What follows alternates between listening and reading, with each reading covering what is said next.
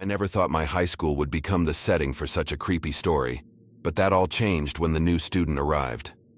His name was Alex, and he seemed perfect. Alex was charming, smart, and good at sports. Everyone liked him right away. At first, I thought he was just another popular kid. But soon, weird things started happening. It all began on Alex's first day. He walked into our classroom with a big smile, and the teacher introduced him as the new student. He had bright blue eyes and dark hair that looked perfect, like in a movie. Alex was friendly and made friends quickly. Everyone wanted to sit next to him at lunch, and he even joined the basketball team on his first day. I remember thinking how lucky we were to have someone like him at our school. But then, strange accidents started happening. The first was with Jenna. She was one of the first people to befriend Alex. They sat together at lunch and even partnered up for a science project. But one day, Jenna didn't come to school. We later found out she had fallen down the stairs at home and broken her leg. It was weird because Jenna was always so careful. Next was Mike. He and Alex became fast friends, always hanging out after school. Mike was a good guy, always cracking jokes and making everyone laugh. But one afternoon, he didn't show up for basketball practice. We found out later that Mike had a bad accident on his bike and ended up in the hospital. Again, it was odd because Mike was an experienced rider. I started to get suspicious. It seemed like anyone who got close to Alex ended up getting hurt. I decided to do some digging. I asked around and tried to find out more about Alex's past. That's when I heard the rumors. Some kids said Alex had been expelled from his previous schools, but no one knew why. The stories didn't add up, and there was always something mysterious about his past. One night I stayed late at the school library hoping to find more clues. I searched online for news articles about Alex's old schools. What I found was shocking. There were reports of accidents and disappearances just like what was happening here.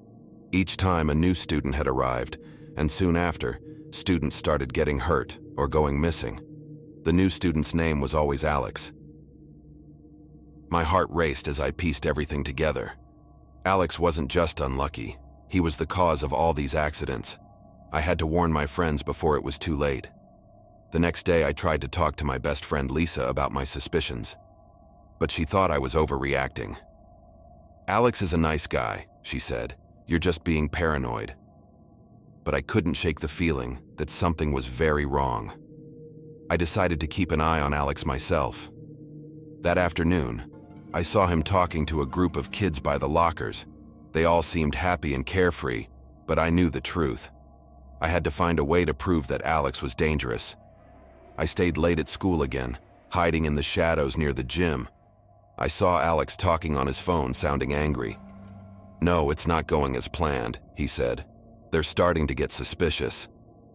My heart pounded. Who was he talking to? The next day, another student, Mark, went missing. He had been seen talking to Alex the day before. This was it. I had to confront Alex. I couldn't let more people get hurt.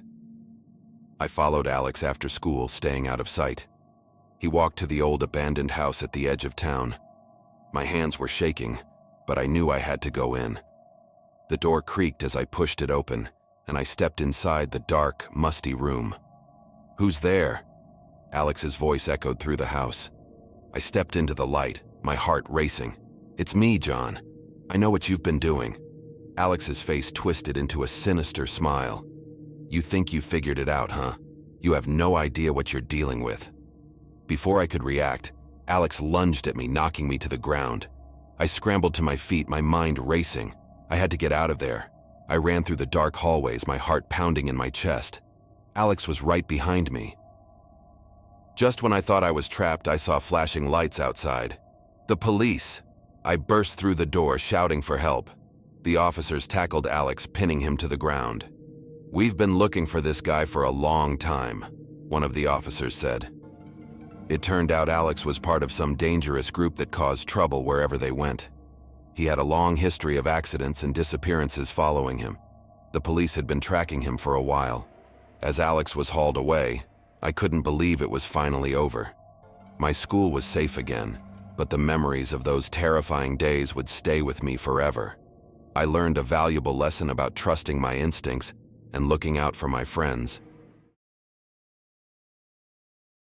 My name is Mason, and this all started when I wanted to become popular on social media. You see, I was just an ordinary high school student, not very popular, and I wanted to change that. I thought if I could create an account where I shared secrets and scandals about my classmates, I'd get a lot of followers and finally be noticed. So, I made an anonymous account. At first, I just posted things I heard in the hallways, or rumors that were already going around. It worked. My follower count started to go up fast. People at school started talking about the account, wondering who was behind it. They were trying to guess, but nobody suspected me. I felt powerful and important. Then, I started digging deeper, finding out secrets that weren't just rumors. I listened in on conversations, looked through people's social media profiles, and sometimes even followed them to see what they were up to. The more secrets I posted, the more followers I got. It was thrilling. I thought I had everything under control. One day, things started to get weird. The anonymous account, my account, posted something about me. It was a secret I had never told anyone, something only someone very close to me could know. At first, I thought maybe I had accidentally posted it myself, but I knew that wasn't true. Someone else was posting on my account. I started to feel paranoid. I watched everyone around me, trying to figure out who it could be. But it got worse. More and more of my secrets, things I never told anyone, started showing up on the account. It felt like someone was always watching me, always one step ahead. I couldn't sleep. I kept thinking about who it could be. Was it one of my friends? Someone in my family? I decided to confront my closest friend, Jake. I asked him if he knew anything about it, but he just looked at me like I was crazy. He swore he didn't know anything. Then, the messages started. At first, they were just DMs on the anonymous account, taunting me, saying they knew everything about me. Then, I started getting texts on my phone. They knew my number, my address, my schedule. It was like they were always there, watching. One night, I was home alone.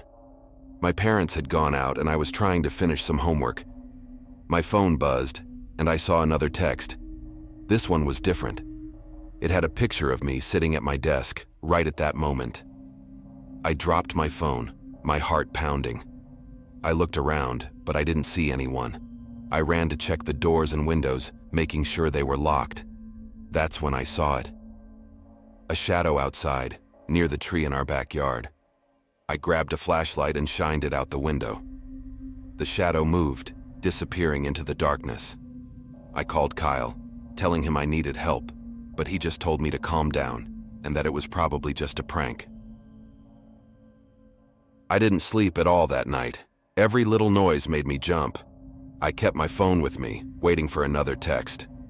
In the morning, I decided to skip school and figure this out. I went through the followers of the anonymous account, looking for clues, but there were too many. It felt hopeless. Then I got an idea. I posted a message on the account, asking the person to meet me. I said I'd tell them anything they wanted to know if they'd just leave me alone. I waited, but there was no response. I started to think maybe it was over, that they'd gotten bored. But that night, I got another text. Meet me at the park, midnight, come alone. My hands were shaking as I read it. I knew I had to go. I had to find out who it was. I got to the park at midnight, just like they said. It was dark and quiet, the only light coming from a distant street lamp. I waited, feeling more scared than I'd ever felt in my life. Then, I heard footsteps. Before I could ask what he meant, a light flashed in the distance. Cops. Someone had called the police. Kyle tried to run, but they caught him, hauling him away as he screamed about how he'd never stop. I stood there, shaking, as the cops asked me questions. I told them everything, and they assured me Kyle wouldn't be able to bother me anymore. But I still feel like someone's watching me, waiting for the next move. I guess you never really know who you can trust. This happened about 15 years ago when I was in the 5th grade. This is a story about something really creepy that happened at my school. I still get chills thinking about it, and I bet you will too. It was a rainy Monday. Our regular teacher, Mrs. Thompson, was sick, so we had a substitute. The substitute teacher's name was Mr. Grayson. He was tall, pale, and had this really cold touch that made you shiver. When he shook my hand, it felt like ice. But what was even stranger was that he only showed up when it rained. At first, we didn't think much of it. I mean, teachers get sick, right? But every time it rained, there he was. And on sunny days, Mrs. Thompson was back. It became kind of a joke among us kids. "Oh, look, it's raining. Mr. Grayson will be here today," we'd say. But soon the joke wasn't funny anymore. One rainy day, I noticed something weird. When Mr. Grayson walked into the classroom, the lights flickered. I thought it was just a coincidence. But then it happened again the next time he came, and the time after that. It was like the room didn't want him there. It gave me goosebumps. My friend Lily is really into mysteries and spooky stuff. She said we should investigate. At first I laughed, but then more strange things started happening. Once, the temperature in the classroom dropped so low that we could see our breath. Another time, the whiteboard marker flew off the tray by itself. It was getting really freaky. One day, Lily brought an old yearbook to school. She had borrowed it from the library. She opened it to a page from 30 years ago. My heart skipped a beat. There was Mr. Grayson, looking exactly the same as he did now. He hadn't aged a bit. It was impossible, but there he was, staring back at us from the old yellowed photo. We had to know more. We found the school librarian, Mrs. Patterson. She's been at our school forever and knows everything. We showed her the yearbook photo and asked about Mr. Grayson. Her face went pale. She told us that Mr. Grayson was a teacher who had died tragically in a car accident on a rainy day, many years ago. She said some people believed his spirit never left the school.